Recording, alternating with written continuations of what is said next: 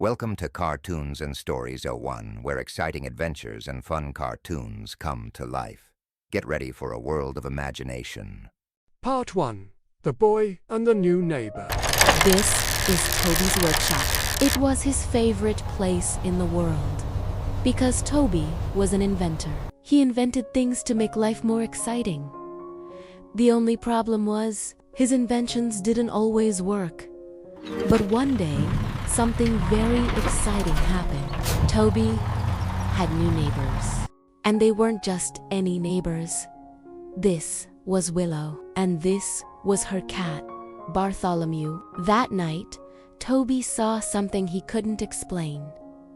Willow wasn't sweeping the leaves. She was flying. A real-life, loop-the-looping, soaring through the sky.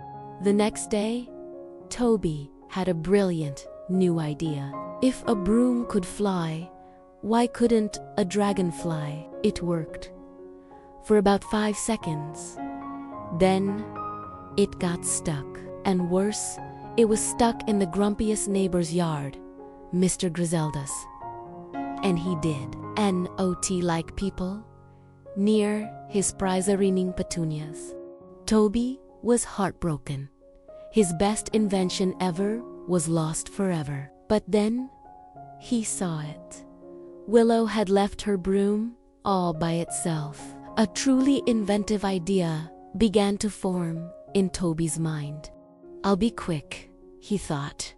She never even know it was gone. He crept into the witch's yard, his heart beating like a drum. He grabbed the broom. It tingled with a fizzy, bubbly magic. Part 2. The Mischievous Broomstick. Holding the broom, Toby felt like a real adventurer. He gave the broom its instructions, but he forgot one very important thing. He forgot to say, please. The broom wasn't just a flying machine. It had a mind of its own. It zoomed and zigzagged, playing a game of tag with the leaves. It grabbed the invention. Great, thought Toby. Now we can go down. But the broom wasn't done having fun. Not even close. It zoomed down, down, down, right towards the prize-winning petunias. Swish. Swoosh. The broom made a terrible mess of the perfect petunias. Mr. Griselda was not happy. Not happy at all. The broom didn't care.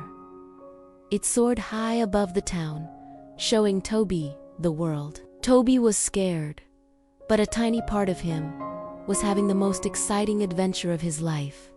It was better than any roller coaster. It played tag with the birds, and it even tried to race the clock.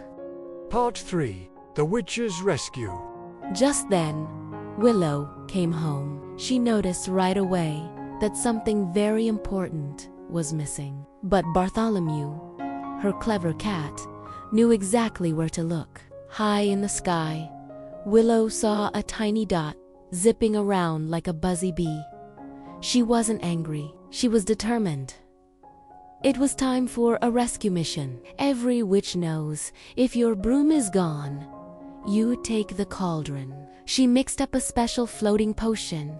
With a pop and a fizzy, the cauldron was ready to fly. Up, up, up they went, a witch and a cat on a mission. The mischievous broom saw them coming.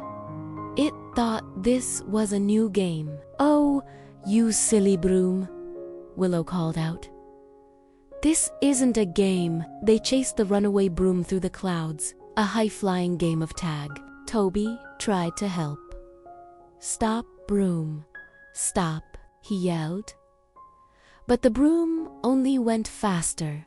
But Willow knew the broom's favorite snack. She tossed a handful of sparkle sprouts right in the broom's path.